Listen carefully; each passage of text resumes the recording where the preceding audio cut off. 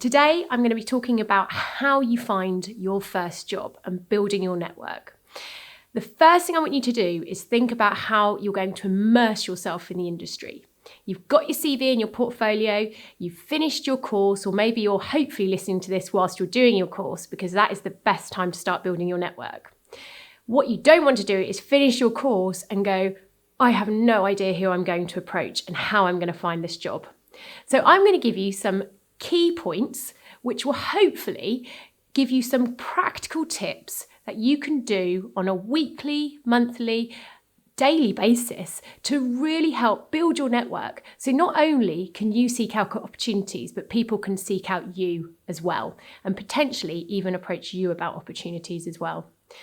So how do we find these companies?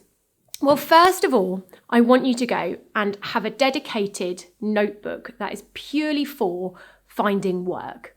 I don't think any of us really need an excuse to buy a new notepad. So what I want to do is when you're searching through social media or you're reading articles and you're looking at different design content, you're making a note of who these companies are. So let me give you an example. The design industry is brilliant at selling their projects that they're working on. For example, I often get an email alert from some of the big subscriptions like Frame Magazine, from Design Week, Design Jobs. And on there, they'll be talking about companies' new projects that have come up. For example, a new residential company that might be doing this fantastic studio loft apartment. There might be a new commercial office project that Woods Bagot are doing. Now, just from that email alone, which I receive on a daily or weekly basis, not only have I found contact names, but they've also interviewed the director there as well. So instead of just deleting the email or filing it away, start making notes of what you're reading. So you've got the director's name and you've got a company name. From that, you'll also hear about what awards are coming up in the industry. The industry is fantastic at celebrating new projects. So with awards websites, this is a key insight. They absolutely love to tell you who their judges are. And who are those judges? They're people who are going to be hiring in companies. So they are directors, they're associates, they're people at the top of their game, but they are people who are going to be resourcing for their team. So on these awards websites, not only will you find these fantastic people and names of people you could approach about opportunities, but you'll also see lots of projects that have been shortlisted.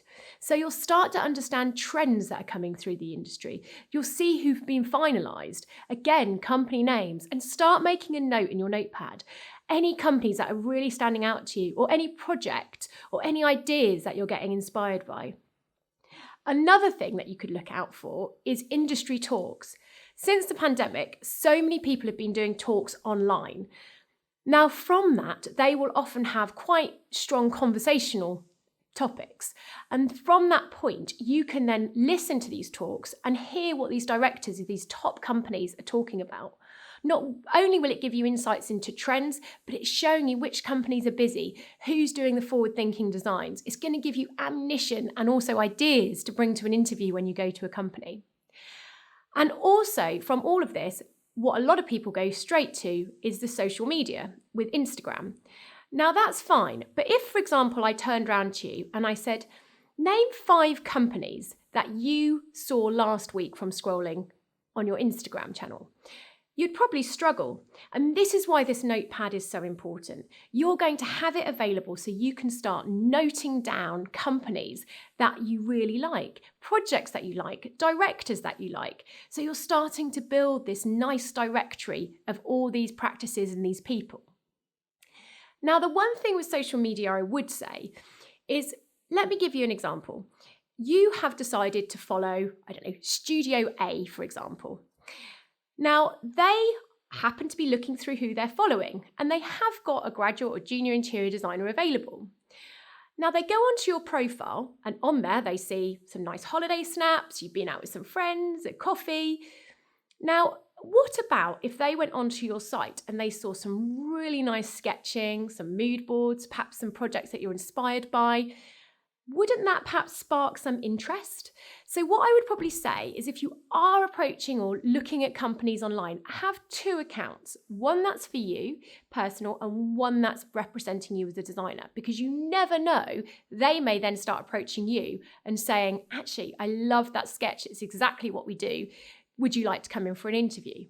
So we're collating all this information. You've made these notes, you've got your notepad. So what do you have to do now? Over time, and this is why it's really important to start building it now before you leave, because it is time consuming, but it's an ongoing process. You want to collate these names and these companies and these people into more of a spreadsheet. So you want to get organized. You're creating your own little directory of people. And not only will this be relevant now, it'll be relevant throughout your whole career, because the interior design industry is fantastic at networking, and you are building this content which you're going to continue to build throughout your career. So you start putting them into a spreadsheet. Now, you've got all of these people, you've got these names of companies, you perhaps have even made some notes of projects that you particularly like or companies that have won certain awards. And you then want to go onto LinkedIn. Now, this is where you're going to really get your network to know who you are. So we'll talk a little bit about LinkedIn another time, about what you need to include and how you're going to get people's attention. But for now, you've got your spreadsheet, and once your LinkedIn is up to date, you want to start connecting with these people and make a note of who you're connecting with.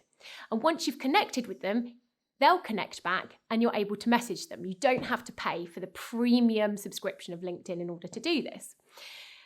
Now, the reason why this spreadsheet works so well, and the fact that you've immersed yourself in the industry, is because I want you to think outside the box.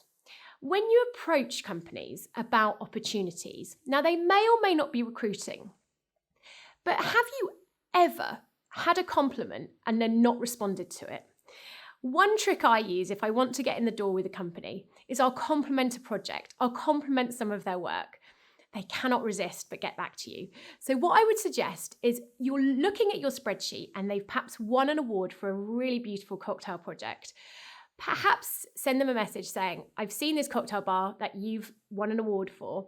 I'd love to be involved in your studio. Please see my CV and portfolio and let me know if you have any future opportunities. It gives you a little inroad into getting people's attention. And this is why it's so important to start immersing yourself in the industry. So when applying for jobs, think about it as a 360-degree approach. You start building your network, you're approaching companies. You may find companies approach you, but you can also start seeing when the job adverts are coming up, because if you're following these companies, you'll be the first ones to see these job adverts. A lot of people, the one thing they do is go to recruiters. This is certainly an option, but it shouldn't be your only option. Recruitment companies don't tend to get many jobs for graduates interior designers. And the reason being is that they don't necessarily want to pay us a fee. They want to have people apply to them directly. It's not to say I don't get junior interior roles and graduate roles, but they're not as common as, say, a middle, senior or director level. So this is why it's so important to start applying directly. These companies want to see your CV. They want to see your portfolio. So think about you applying a four-pronged approach, your network, applying to jobs, recruiters, but let people find you as well by being active and really celebrating the work that you have.